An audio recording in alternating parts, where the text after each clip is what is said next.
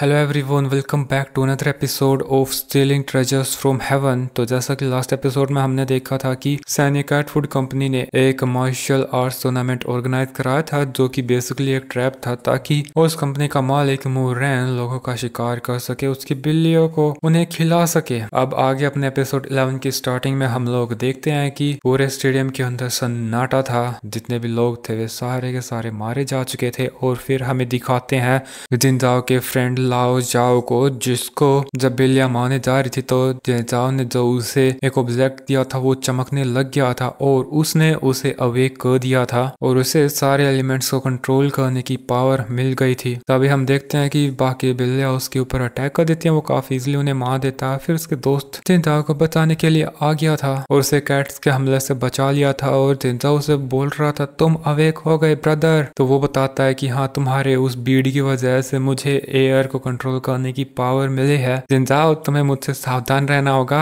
अब तुम मेरा मजाक नहीं उड़ा पाओगे। तभी हम उस मुरैन को देखते हैं, वो बोलता है कि एक और बहुत अच्छे, लेकिन तभी उसके पास एक आदमी आ गया था। वो बोलता है कि सर, यहाँ पर रेस्क्यू टीम आ गई है, अब हमें क्या करना चाहिए। तो वो मुड़ते हुए बोलता है क्या करना है, चलो चलते हैं यहाँ से, कितना बुरा है, मैं इनकी मौत नहीं देख पाऊंगा। जिसके बाद जिनजाओ भी उसका सीजर निकाल लेता है और ये दोनों जितने भी कैट्स मॉन्स्टर्स यहाँ पे मौजूद थे उनसे फाइट करने के लिए तैयार हो जाते हैं। जिनजाओ एक अटैक कर देता है जिसकी चपेट में काफी सारे बिल्लियां के मार जाते हैं और उसने सामने जाने का रास्ता साफ कर दिया था, लेकिन ये बिल्लियां इनको देख लेती हैं और उनकी तरफ जंप करते हुए इनका रास्ता रोकने लगती हैं। लेकिन ये दोनों मिलकर उन सारे बिल्लियों को मारते हुए एग्जिट रूट की तरफ जा रहे थे। ये उनके मंजिल के काफी ज्यादा करीब थे, लेकिन ये बिल्लियां अचानक से काफी ज्यादा एग्रेसिव हो जाती हैं। तभी जिनजाओ नोटिस करता है कि सामने कुछ ज्यादा ही शांति है और तभी उसके सामने बहुत सारी कैट्स आ जाती हैं। वे लोग उन पे अटैक करने ही जा रहे थे कि तभी उन बिल्लियों को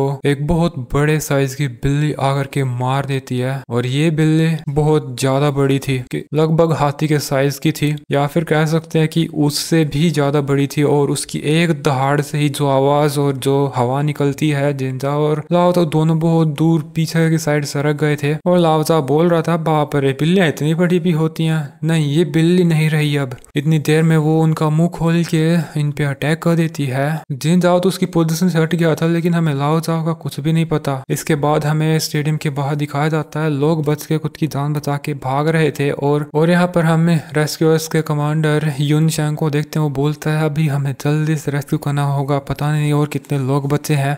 तभी यहाँ पर जोरेन आ जाती है और वो बताती है कि मेरा पार्टनर अभी भी अंदर है, लेकिन इस कमांडर ने आदेश दे दिया था कि वे इस जगह को पूरा सील कर देंगे। लेकिन वो जिद करने लगती है कि हम इसे सील नहीं कर सकते जब तक मेरा दोस्त बाहर नहीं आ जाता। लेकिन वो तो बोल रहा था कि अब इस इंसिडेंट की पूरी जिम्मेदारी हमारे ऊपर है और हमें किसी भी टाइप की इंटरफेरेंस नहीं चाहिए, तुम चले जाओ। लेकिन तभी उस कमांडर के पास एक सोल्जर आके बोलता है सर, बड़ी प्रॉब्लम हो गई, अचानक से हमारे रेडार में बहुत हाई लेवल के मॉन्स्टर्स अपीयर हुए हैं। जैसा लगता है कि कुछ जो मॉन्स्टर्स हैं वे ट्रांसफॉर्म होके बहुत ज्यादा स्ट्रॉन्ग बन गए हैं और अब शायद इस जगह को सील करना बहुत ज्यादा मुश्किल हो जाएगा। इतनी देर में जोरन उसके पास आ जाती है। ऐसा ये फैसला करते हैं कि ये इन मॉन्स्टर्स के साथ फाइट करेंगे, अगर ये यहाँ से एस्केप हो गए तो बहुत ज्यादा लोगों की जान जाएगी और तब तो इनका कंट्रोल करना बहुत बड़ी मुसीबत होगी। जोरन अभी उसे अंदर जाने के लिए बोलने लगती है कि वो बचा के लाएगी उसके दोस्त को, लेकिन कुछ सोल्जर्स आके उसे पकड़ के ले गए थे। और अपना कमांडर यून सेंग बोलता है डीमन शिप डो इंफॉर्मेशन को एक्टिवेट करो।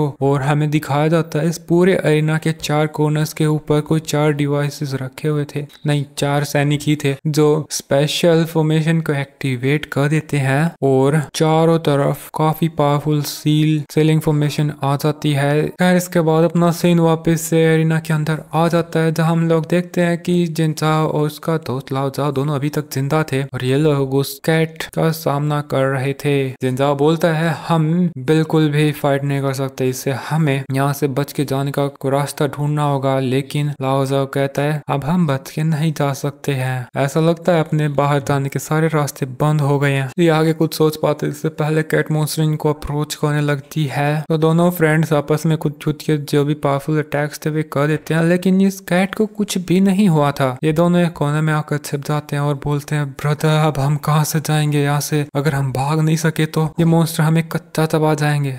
तो जिंदा बोलता है शांत रहो, कोई तो रास्ता होगा बाहर जाने का। तो लाओजा बोलता है अगर है तो जल्दी से सोचो, मैं तो अभी अभी अवेक हुआ हूँ, मैंने अपने पेरेंट्स तक को नहीं बताया है, मैंने अभी तक एक गर्लफ्रेंड भी नहीं बनाई है यार, जल्दी सोच कुछ तो। तभी जिंदाओ को याद आ जाता है कि जियू के ब्रदर को उसने जो मेडिसिन खिलाई थी उससे वो ठीक हो गया था। याद आ गया, उस सुअर के बच्चे को लाना होगा यहाँ पे। बट तभी वो उसके जेब से एक और वो पिल निकाल लेता है जिससे काफी ज्यादा बदबू आ रही थी, और लाओजा बोल रहा था भाई तुम इसको दूर कर लो नहीं तो तुम दम घोट के मार दोगे। तो जिंदा बोलता है सही कहा तुमने, और फिर वो उस मेडिसिन को डिकम्पोज कर देता है, उसको एयर बना देता है, और जो लाओजाओ था उस विंड एलिमेंट का यूज करके उस एयर को चारों तरफ फैला देता है, जिससे हम देखते हैं कि जो कैट मॉन्स्टर थी वो थोड़ा वियर्डली एक्ट करने लगती है और फिर बेहोश हो गई थी। और ये देख के लाओजाओ बोलता है कि तुम्हारे सुअर के गोबर ने अच्छे से काम कर दिया। वो बोलता है नहीं ये मैजिकल पिल थी। तो